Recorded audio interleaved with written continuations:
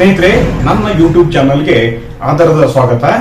ಇವತ್ತಿನ ವಿಷಯ ಗೋಡೆಯಲ್ಲಿ ಅರಳಿದಂತಹ ಗಣಪನಿಗೆ ಒಂದು ಗುಡಿ. ವರ್ಷ ವರ್ಷ ಬಾರಯ್ಯ ವಾಮನಮೂರ್ತಿ ಎನ್ನುವವರು ಹಾಗೂ ಹಬ್ಬ ಆಚರಿಸುವವರು ಪ್ರತಿ ವರ್ಷ ಗಣಪತಿಯ ಮೂರ್ತಿಯನ್ನ ತಂದು ಅದಕ್ಕೆ ಮಂಟಪ ಕಟ್ಟಿ ಹಾಗೆ ಪೂಜೆ ಮಾಡಿ ವಿಧ ವಿಧ ಭಕ್ಷ್ಯಗಳನ್ನ ನೈವೇದ್ಯ ಮಾಡಿ ತಾವೂ ಸಹ ಅದನ್ನ ಭೋಜನ ಮಾಡಿ ನಂತರ ವಿಸರ್ಜನೆ ಮಾಡುವ ತನಕ ಹಬ್ಬ ಆಚರಿಸುವ ಪದ್ಧತಿ ನಮ್ಮಲ್ಲಿ ಇದೆ. ಹಾಗೆ ಎಲ್ಲೆಡೆ ದೇವಸ್ಥಾನಗಳಲ್ಲಿ ಮೂರ್ತಿಯನ್ನ ಸ್ಥಾಪಿಸಿರ್ತಾರೆ. ಅಲ್ಲಿ ಹೋಗಿ ಗಣಪತಿಯ ಪೂಜೆಯನ್ನು ನಾವು ಮಾಡಿ ಬರ್ತೇವೆ. ಸಾಧಾರಣವಾಗಿ ಹಬ್ಬ ಮುಗಿದ ಮೇಲೆ ಗೋಡೆಗೆ ತಾಗಿಸಿಟ್ಟಂತಹ ಗಣಪತಿ ಅಥವಾ ಗೋಡೆಗೆ ನೇತಾಕಿದಂತಹ ಗಣಪತಿಗೆ ಪೂಜೆ ಮಾಡುವುದನ್ನ ನಾವು ಎಲ್ಲೆಡೆ ಕಾಣುತ್ತೇವೆ.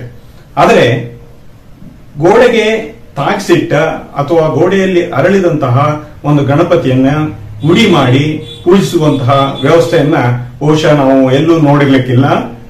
ಇಂತಹ ಒಂದು ಅಪರೂಪದ ಗುಡಿ ಒಂದು ಕಡೆ ಇದೆ. ಅದು ಎಲ್ಲಿದೆ ಮತ್ತು ಹೇಗಿದೆ ಅಂತ ನೋಡೋಣ ಬನ್ನಿ. ಸಾಧಾರಣವಾಗಿ ದೇವಸ್ಥಾನದಲ್ಲಿ ವಿಗ್ರಹ ರೂಪದ ಗಣಪನನ್ನು ಪೂಜಿಸುವುದನ್ನು ನೋಡುತ್ತೇವೆ. ಆದರೆ ಗೋಡೆಯಲ್ಲಿ ಉದಿಸಿದ ಗಣಪನಿಗೆ ಗುಡಿ ಮಾಡಿ ಪೂಜಿಸುವುದನ್ನು ನೋಡಲು ಇಲ್ಲಿಗೆ ಹೋಗಬೇಕು. ಗಡಿ ನುಡಿ ಏನೇ ಇರಲಿ, ಈ ಗುಡಿ ಎಲ್ಲರಿಗೆ ಸೇರಿದೆ. ದೇವರ ನಾಡು ಕೇರಳದಲ್ಲಿ ಈ ದೇವರು ಇದ್ದರೂ ಭಕ್ತರು ಎರಡೂ ನಾಡಿನಲ್ಲಿ ಇದ್ದಾರೆ.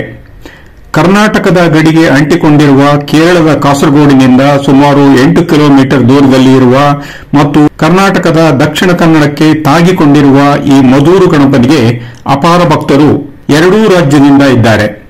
ಇಲ್ಲಿ ಮಲಯಾಳಂ ಭಾಷೆ ಇದ್ದರೂ ಕನ್ನಡ ಮಾತಾಡುವವರಿಗೆ ಕೊರತೆ ಇಲ್ಲ. ಇಲ್ಲಿಗೆ ಕಾಸರಗೋಡಿನಿಂದ ಸದಾ ಬಸ್ಸುಗಳು ಸಹ ಇವೆ. ಮಧುವಾಹಿನಿ ಅಥವಾ ಮೊಗ್ರಲ್ ನದಿಯ ತೀರದಲ್ಲಿ ಇರುವ ಈ ಗೋಡೆಯ ಗಣಪನ ದೇಗುಲ ಅತಿ ಪುರಾತನ ಆದರೂ ಇತ್ತೀಚೆಗೆ ನವೀಕೃತಗೊಂಡು ವಿನೂತನವಾಗಿ ಅತಿ ಸುಂದರವಾಗಿದೆ.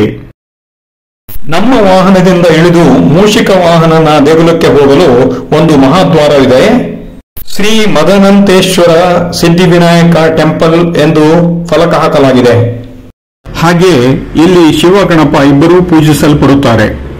ಮಹಾದ್ವಾರದಿಂದ ನೋಡಿದರೆ ದೇವಾಲಯದ ಹಿಂಭಾಗ ಕಾಣುವುದು. ಹಾಗಾಗಿ ಮುಂಭಾಗಕ್ಕೆ ಹೋಗುವ ಮುನ್ನ ಮಂಗಳೂರು ಹೆಂಚಿನ ವಿಶಾಲ ಪ್ರಾಂಗಣದ ಸುತ್ತ ಇರುವ ಗೋಡೆ ಪಕ್ಕದ ಮಾರ್ಗದಲ್ಲಿ ಸಾಗಬೇಕು. ಮಹಾದ್ವಾರದಿಂದ ಎಡಕ್ಕೆ ಸಾಗಿದರೆ ಸೇವಾ ಕೌಂಟರ್ಗೆ ಹೋಗಬಹುದು. ಹಾಗೆ ಮುಂದೆ ಸಾಗಿದರೆ ದೇವಾಲಯದ ಮುಂಭಾಗಕ್ಕೆ ನದಿ ಮತ್ತು ಪ್ರವೇಶ ದ್ವಾರ ಇದೆ. ಇಲ್ಲಿ ಅಹಿಂದುಗಳಿಗೆ ಪ್ರವೇಶವಿಲ್ಲ ಎಂದು ಕನ್ನಡ ಮತ್ತು ಮಲಯಾಳಂನಲ್ಲಿ ಫಲಕವಿದೆ. ಕೈಕಾಲು ತೊಳೆದುಕೊಂಡು ಪ್ರವೇಶ ದ್ವಾರದ ಬಾಗಿಲಲ್ಲಿ ಹೋದರೆ ಎದುರಿಗೆ ಮಂಟಪ, ಮಂಟಪದ ಎದುರಿಗೆ ಗರ್ಭಗುಡಿ, ಅದರೊಳಗೆ ಇಲ್ಲಿನ ಪ್ರಧಾನ ದೇವರು ಶ್ರೀ ಮದನಂತೇಶ್ವರ ದೇವರು ಇಲ್ಲಿದೆ. ಹಾಗೆ ಈಶ್ವರನಿಗೆ ನಮಿಸಿ ಎಡಭಾಗಕ್ಕೆ ಹೋದರೆ ಕಲಾತ್ಮಕ ಮಂಟಪ,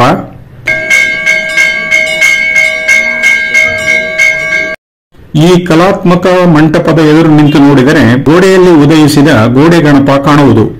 ಇದು ವಿಘ್ನೇಶ್ವರನ ಉಬ್ಬು ಶಿಲ್ಪದ ಮೂರ್ತಿ. ಈ ಶಿಲ್ಪವು ಕಡು ಶರ್ಕರ ಪಾಕದಿಂದ ಅರ್ಥಾತ್ ಕಲ್ಲು ಸಕ್ಕರೆ ಪಾಕ ಬಳಸಿ ವಿಗ್ರಹ ಮಾಡುತ್ತಿದ್ದ ಪುರಾತನ ವಾಸ್ತುಶಿಲ್ಪ ಶೈಲಿಯಿಂದ ಮಾಡಿದ ಉಬ್ಬು ಚಿತ್ರ. ಇದು 10ನೇ ಶತಮಾನದ ಪುರಾತನ ದೇವಸ್ಥಾನ ಎಂದು ಮಾಹಿತಿ ಇದೆ. ಅಂದರೆ ಗೋಡೆಯಲ್ಲಿ ಅರಳಿದ ಈ ಉಬ್ಬು ಚಿತ್ರ ಸಾವಿರಾರು ವರ್ಷಗಳಿಂದಲೂ ಹಾಗೆಯೇ ಇದೆ.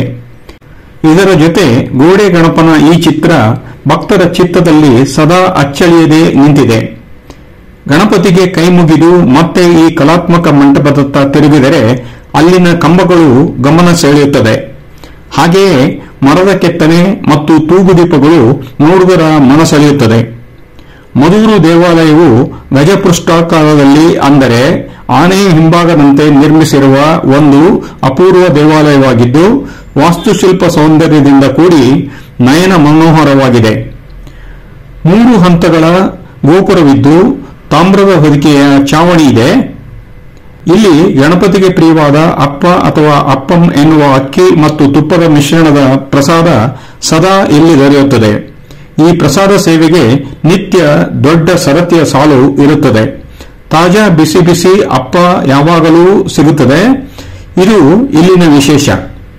ದೇವಸ್ಥಾನದ ಹೊರ ಆವರಣದೊಳಗೆ ಎಡಬಲ ಬದಿಗಳಲ್ಲಿ ಶಿವಾಲಯ, ಶಾಸ್ತಾರನ ಗುಡಿ, ದುರ್ಗಾ ದೇವಾಲಯ, ಸುಬ್ರಹ್ಮಣ್ಯನ ಮಂದಿರವೂ ಇದ್ದು ವಿವಿಧ ದೇವತೆಗಳ ಸಾನ್ನಿಧ್ಯ ಇಲ್ಲಿದೆ. ಒಟ್ಟಾರೆ ಸುಂದರವಾಗಿರುವ ದೇಗುಲವನ್ನು ನೋಡುತ್ತಾ ಹೊರಬಂದು ಬಿಸಿ ಬಿಸಿ ಅಪ್ಪ ಪ್ರಸಾದ ಸ್ವಲ್ಪ ಆರಿದ ಮೇಲೆ ಅದನ್ನು ಸವಿದು ಪ್ರಾಂಗಣ ಸುತ್ತಿ ಬಂದರೆ ಮಹಾದ್ವಾರದ ಮೂಲಕ ಹೊರಬರಬಹುದು. ಈ ಗೋಡೆಯಲ್ಲಿ ಉದಿಸಿದ ಗಣಪತಿಯ ಸಂಚಿಕೆ ಇಷ್ಟವಾಯ್ತಲ್ಲ, ಒಂದು ಲೈಕ್ ಕೊಡಿ. ಹಾಗೆ ಇಂತಹ ವಿಶಿಷ್ಟ ವಿಷಯಗಳನ್ನ ಇತರರಿಗೂ ಶೇರ್ ಮಾಡಿ. ಅದರ ಜೊತೆಯಲ್ಲಿ ನಿಮ್ಮ ಕಮೆಂಟ್ಸ್ ಏನಾದರೂ ಇದ್ರೆ ದಯವಿಟ್ಟು ತಿಳಿಸಿ. ಹಾಗೆಯೇ ಇನ್ನೂ ನನ್ನ ಚಾನಲ್ಗೆ ಸಬ್ಸ್ಕ್ರೈಬ್ ಆಗಿರದಿದ್ದರೆ ದಯವಿಟ್ಟು ಸಬ್ಸ್ಕ್ರೈಬ್ ಆಗಿ. ಮತ್ತೊಮ್ಮೆ ಭೇಟಿಯಾಗೋಣ. ಧನ್ಯವಾದಗಳು.